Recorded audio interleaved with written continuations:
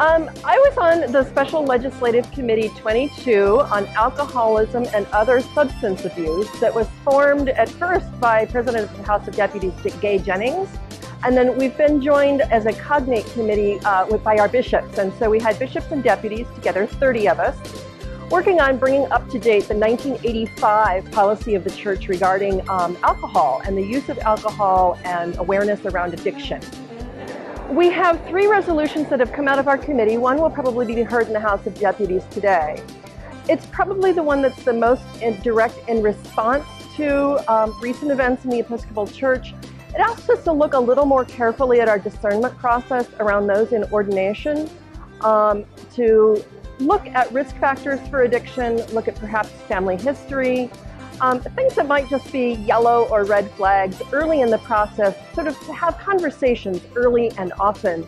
not to weed people out of the process of ordination, but to make sure that we are doing our due diligence around awareness and making sure that people who may be struggling and with the early signs of addiction or family history have the opportunity for pastoral care and the resources that they need. We're looking to equip congregations, vestries, standing committees with what they need to know about addiction to sort of see more early on in the process.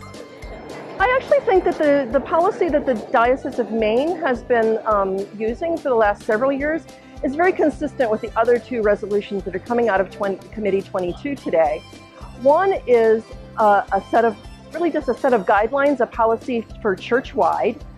that encourage dioceses and congregations, local worshiping communities, but also our seminaries, our schools, and our other institutions to institute the kinds of guidelines that really we have been using for quite a while in the Diocese of Maine. Just being conscious and making sure that when or if we serve alcohol in our church events, that it's done in a very responsible way, and opening the door for the practice that Maine has had, which is not to serve alcohol at church events, to be a normative thing, or to have it be normative to serve non-alcoholic options as attractively and easily as we do alcohol, if churches do choose to serve alcohol at their functions.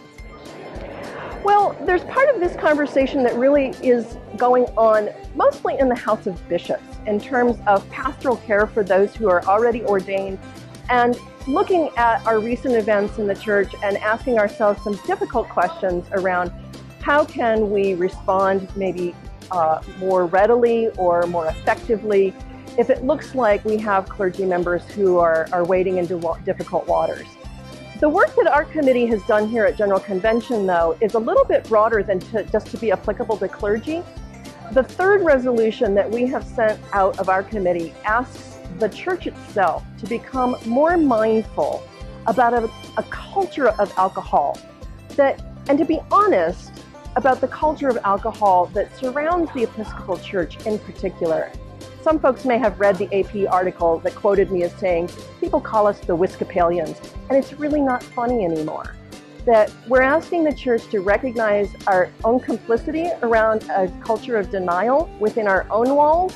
but also to go out to the world with the good news of our baptism that calls us to wholeness and holiness, and to look both within our walls and without our walls as to how we can address that life of wholeness to anyone who may be struggling with addiction or family history around a host of things, not just alcohol, but other substances and compulsive behaviors like sexual addictions or compulsive gambling.